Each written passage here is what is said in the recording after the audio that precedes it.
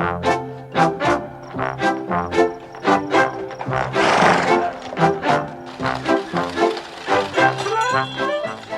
may think it's the 21st century, but in Fort Steele Heritage Town, it's still the 1890s.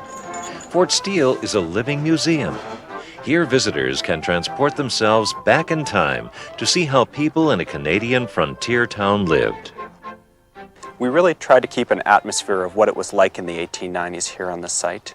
We want to give people a full experience of what it was like to live back then. Fort Steele is located in Canada's westernmost province of British Columbia, in the heart of the Rocky Mountains and just north of the U.S.-Canadian border. So what was it like in Canada during the 19th century? The late 1800s were a period of westward expansion and development in Canada. Some people were moving west, seeking their fortunes in the gold fields. Others came to claim land for farms and ranches. The shopkeepers and tradesmen came soon after, offering goods and services to the new settlers. New frontier towns were born. Fort Steele was a typical town of that period. It began as a ferry crossing over the Kootenay River, providing a way for miners to reach the gold fields. Then, in 1898, the Canadian Pacific Railway located their new rail line through the neighboring town of Cranbrook. Within a few years, the population of Fort Steele was reduced to a couple of hundred.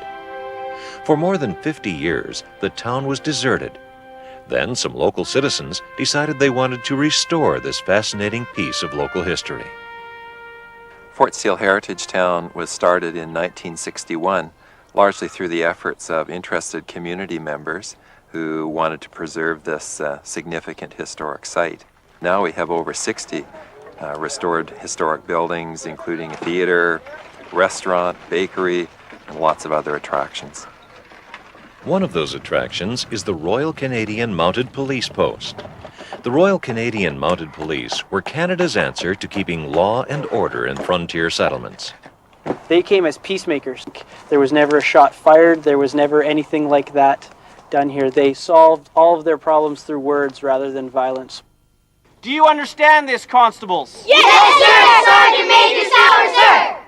Today, those up to the challenge can experience what life was like for the Mounties, the ordinary enlisted men, called constables, and the officers, like Superintendent Sam Steele, for whom the town was eventually named.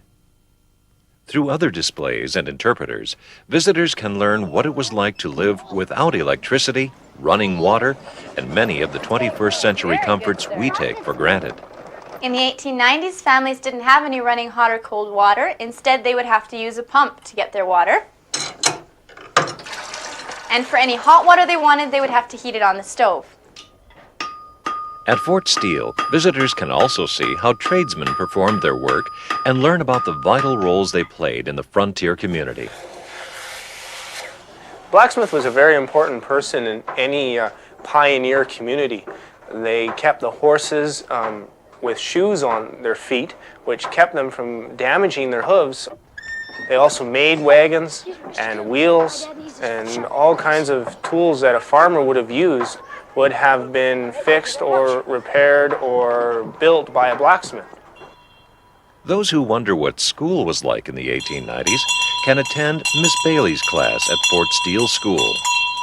Good afternoon, boys and girls. Good afternoon, Miss Bailey. Excellent. It is like music to my ears. Boys and girls, Wynne Royer plays the role of Miss Bailey, the teacher who taught at Fort Steele School in the 1890s. This would be a typical classroom. This is actually quite a nice school, being as it has two classrooms. There's a second one right next door. Within these two classrooms, she would have taught grades 1 through 8. Good for you, dear. You remembered that you are meant to raise your hand.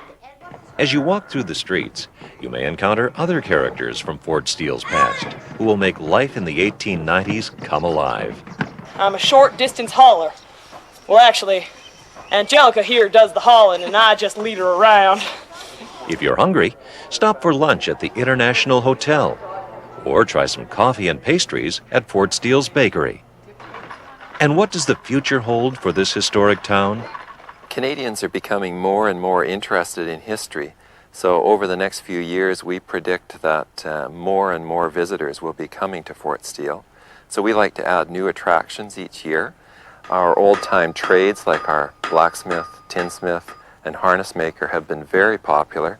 So I think that we'll be adding maybe a boot maker or hat maker in the future. Okay, there you go. Thank you. So if you need a break from the hectic pace of the 21st century, or if you're just curious about what life was like in a 19th century Canadian frontier town, come visit Fort Steele Heritage Town, alive and booming once again.